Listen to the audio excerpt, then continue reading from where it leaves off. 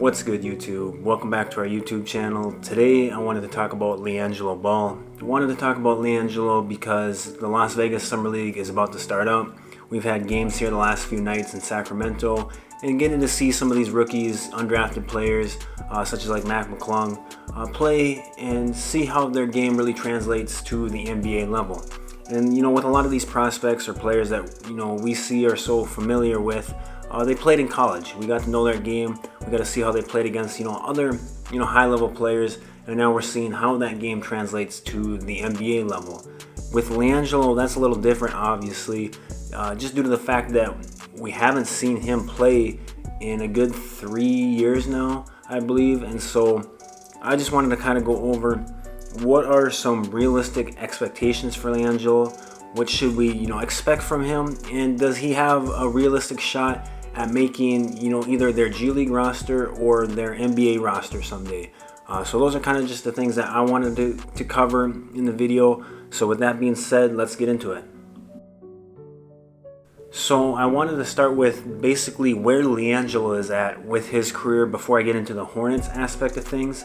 And like I said in the intro, I believe it's been about 3 years since we've seen Liangelo play in a real live game. I believe, unless I'm forgetting something, the last time he played in a real basketball game would have been the JBA USA World Tour thing that they played in, which was before LaMelo even went back to high school to play. And so LaMelo, for reference, played a high school season, a year overseas in Australia, and then an NBA season, which would put you at least, I believe, 3 years since we've seen Jello play in a real basketball game. And so it's going to be really hard, I think, to predict where Liangelo is at with his career, or how good is he, what level can he actually play at.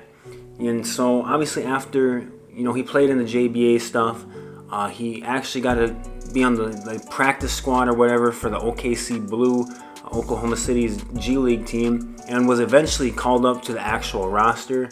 He never got to play in a game because right after he got called up, COVID hit, and so he never got an opportunity to play in any G League games, which was really unfortunate for him. But I think that's a good sign for him, just due to the fact that he got called up, that Oklahoma City thought that he was at least at a G League level. Now how high up in the G League was he? Bottom of the roster type guy? Was he a guy who could eventually actually compete for like G League minutes? We're not sure, and we never really got to find out. Then this last year he was invited to Detroit's training camp, didn't get to play in any preseason games and was cut. What kind of concerns me there is that he was never invited to, or given an opportunity to play for the G League team. I know that they had their own bubble, they had a short season, and maybe it had something to do with that, but that kind of concerns me a little bit, just due to the fact that I don't see why, if he was at that level, he wouldn't have got an opportunity with Detroit. If Detroit thought he was a potential NBA guy, I just don't see any reason why they wouldn't have given him an opportunity to play in the G League bubble. I'm not really sure, and so that's kind of concerning me. A little bit about Jello and where he was at, at that time. Obviously, it's a year later. He's gotten a chance to get better, but I still think, in order to get better, you have to play in real games. And like I said, we haven't seen him play in 3 years. And so now that kind of leads us to him signing with Charlotte, or being put on Charlotte's Summer League roster. And like I said, I think it's going to be kind of hard to predict how good Jello will be with them. I think the good news for Jello is that looking at Charlotte's Summer League roster, there's not a ton of guys with like NBA experience, or guys that have solidified spots with the organization. Obviously they got their draft picks in James Bouknight, Kai Jones, Vernon Carey was a guy last year who played in the G League, I know, and did good. Nick Richards, but those guys are both centers, and so Jello shouldn't have to worry about them.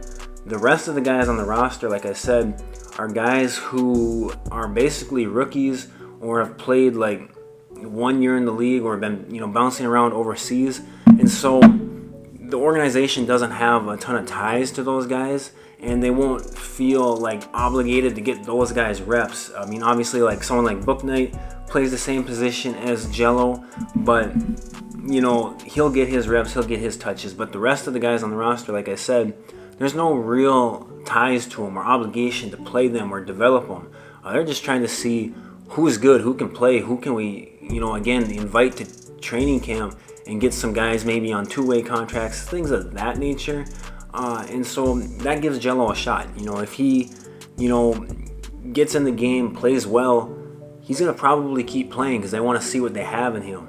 If he gets in there and he's, you know, not very good, then, you know, that could go downhill quickly because they got, you know, plenty of other guys who they're just trying to throw in there and see if they can play. And so I think it's going to be key, obviously, for Jello to come in and play well right away. I don't think he's going to have, you know, a long leash or you know, a lot of wiggle room in terms of how he's going to play. I think he's going to have to play well, and he's going to have to do it early just because, like I said, there's so many guys, no real ties to the organization other than, you know, obviously the LaMelo aspect. But, you know, I don't think they're just going to, you know, sign him to do it because he's LaMelo's brother. I think he's definitely going to have to earn it and play well. Overall, I really look forward to seeing Jello play in Summer League. His game has always kind of been a mystery to me in how it'll translate to, you know, an NBA type level. I think Jello has a lot of strengths to his game, whether that is his, you know, physical strength, being, you know, kind of a big, strong two guard who can post up smaller guards. He's obviously a good shooter. I think he's a little bit streaky, and he's never been the most efficient shooter or player out there. But, you know, like I said, he can get streaky. He can knock them down with the best of them. And so I look forward to seeing how that, you know, translates to, you know, the NBA level.